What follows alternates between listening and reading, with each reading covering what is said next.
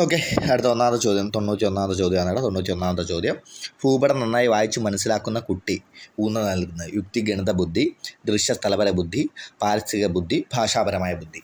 അപ്പം നമ്മുടെ ബഹുമുഖ ബുദ്ധി, ഹവാർഡ് ഗാർഡനറുടെ ബഹുമുഖ ബുദ്ധിയാണ് ചോദ്യം. ഓക്കെ, ഏതാണ് ഉത്തരം?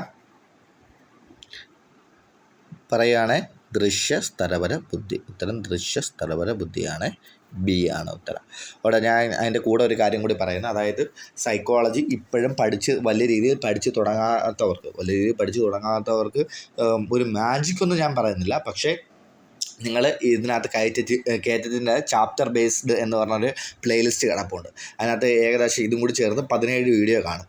അപ്പോൾ ആ 17 വീഡിയോ കണ്ടു കഴിഞ്ഞാൽ നിങ്ങൾക്ക് ഏകദേശം അതും ആ പറയുന്ന ചോദ്യങ്ങളും പിന്നെ അതിൻ്റെ ബന്ധപ്പെട്ട ഭാഗങ്ങളും കൂടി മാത്രം ഒന്ന് നോക്കിക്കഴിഞ്ഞാൽ മാത്രം വിശാലമായി വായിച്ചു നോക്കാം. അത് ഓട്ടപ്രദർശനം നടത്തിൽ തന്നെ നിങ്ങൾക്ക് ഏകദേശം 15 മുതൽ 18 വരെ മാർക്ക് നമുക്ക് കിട്ടാനുള്ള സാധ്യതയുണ്ട്.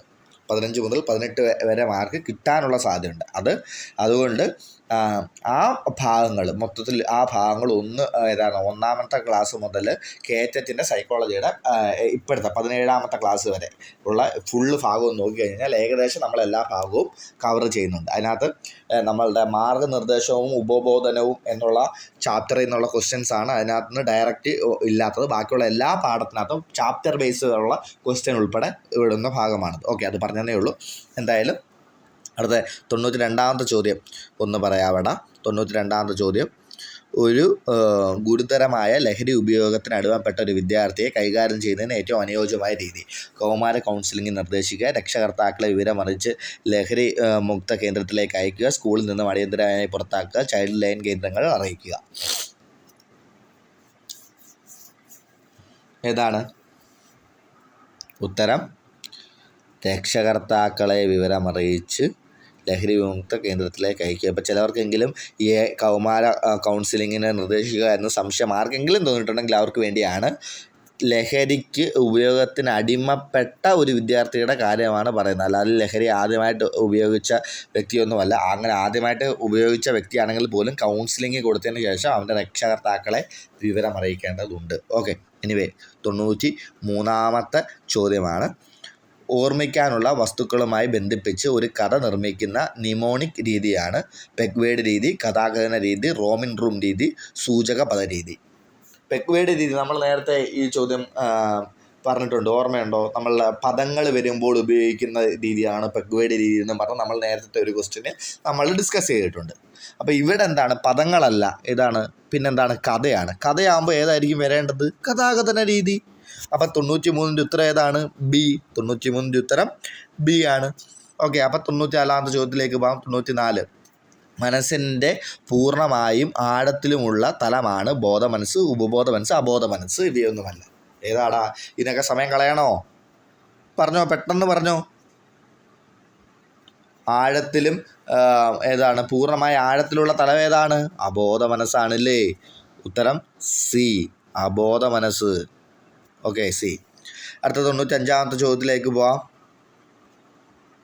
95ാമത്തെ ചോദ്യം: സാമൂഹിക നന്മ ലക്ഷ്യം വെച്ചുകൊണ്ടുള്ള പ്രവർത്തനത്തിന് കാരണമാകുന്നത്. സാമൂഹിക നന്മ ലക്ഷ്യം വെച്ചുകൊണ്ടുള്ള പ്രവർത്തനം: ഈഗോ, സൂപ്പർ ഈഗോ, ഇവയൊന്നുമല്ല. കണ്ട്, ഈഗോ, സൂപ്പർ ഈഗോ, ഇവയൊന്നുമല്ല. 2 പേജിലായിട്ട് കിടക്കുന്നതുകൊണ്ട് കൺഫ്യൂഷൻ ഉണ്ടാവല്ലേ.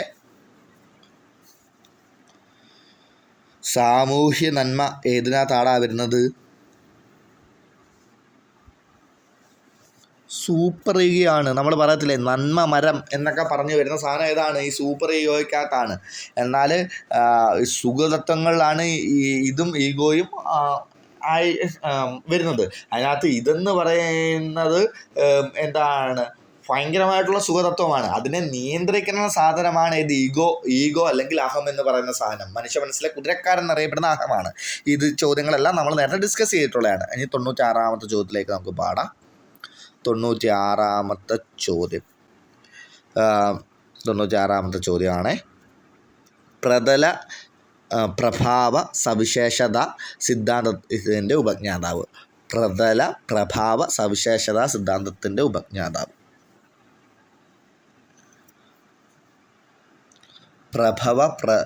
പ്രതല പ്രഭാവ സവിശേഷത എന്ന് പറഞ്ഞൊരു സിദ്ധാന്തമുണ്ട്. അതങ്ങനെ കയറ്റത്തിന് അങ്ങനെ ചോദിച്ച് കണ്ടിട്ടില്ല.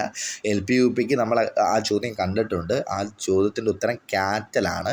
അത് നമ്മളിപ്പം കാറ്റിൻ്റെ പ്രഭാവ കേന്ദ്രം കാറ്റ് പ്രതലത്തിലടിക്കുന്നു എന്നൊക്കെ പറഞ്ഞിട്ട് കോഡ് വെച്ചാണ് പഠിക്കുന്നത്. പൊതുവെ അതങ്ങനെ കയറ്റത്തിന് ഇല്ലാത്ത ക്വസ്റ്റ്യനാണ്. ഇതിപ്പം ക്വസ്റ്റ്യൻ ബാങ്കിൽ ആ ക്വസ്റ്റ്യൻ കിടപ്പുണ്ട്. എന്തായാലും അതിൻ്റെ ഉത്തരം കാറ്റലാണ്.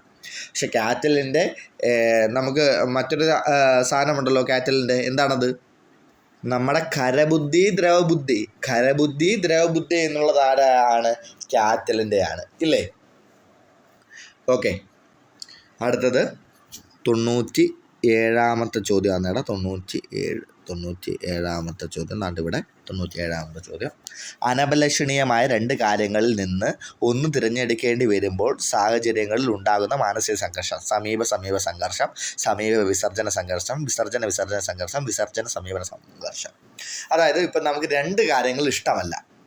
അങ്ങനെ വരുമ്പോൾ തിരഞ്ഞെടുക്കുന്നതിനകത്ത് 2 കാര്യങ്ങൾ ഇഷ്ടമല്ലെങ്കിൽ അതിനകത്തു നിന്നൊന്ന് തിരഞ്ഞെടുക്കണമെങ്കിൽ ഏതായിരിക്കും? ലോജിക്ക് വെച്ച് പറ. സി ആയിരിക്കും. വിസർജനമായിരിക്കും. അപ്പം 2 ഇഷ്ടമാണ്.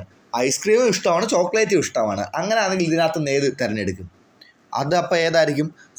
സമീപനമായിരിക്കും. ഇനി ഒന്ന് ഇഷ്ടമാണ്, ഒന്ന് ഇഷ്ടമല്ല. ഒന്ന് ചോക്ലേറ്റ്, മറ്റൊന്ന് പാവയ്ക്ക ജ്യൂസ്.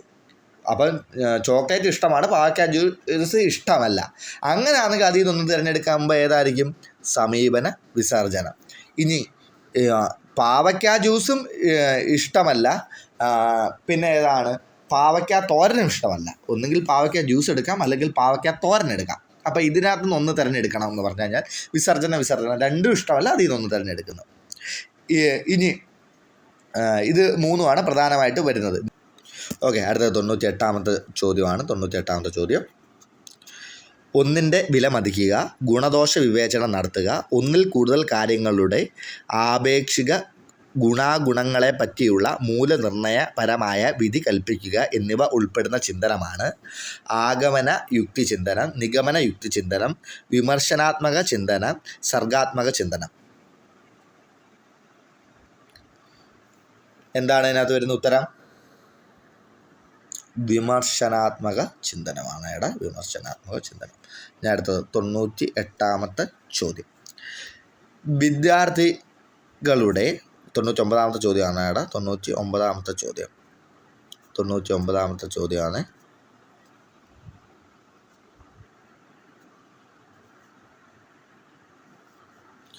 വിദ്യാർത്ഥികളുടെ മനഃശാസ്ത്രമനുസരിച്ച് വളരെ വ്യക്തവും സരളവും പ്രവർത്തന കേന്ദ്രവുമുള്ള ഉള്ളടക്കം നൽകുന്ന ബോധനരീതി. വിദ്യാർത്ഥികളുടെ മനഃശാസ്ത്രമനുസരിച്ച് വളരെ വ്യക്തവും സരളവും പ്രവർത്തന കേന്ദ്രവുമുള്ള ഉള്ളടക്കം നേടുന്ന ബോധനരീതി.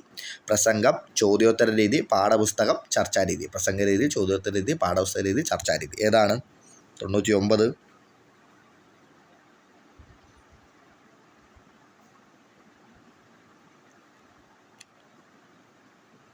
പ്രസംഗരീതിയിൽ വിദ്യാർത്ഥികളില്ലല്ലോ, ഒരു വിദ്യാർത്ഥിയല്ലേ ഉള്ളൂ. ചോദ്യോത്തര രീതി ചോദ്യം പറയുന്നു, ഉത്തരം പറയുന്നു. അതെന്താണ്? വ്യക്തവും സരളവുമാണോ? അല്ല.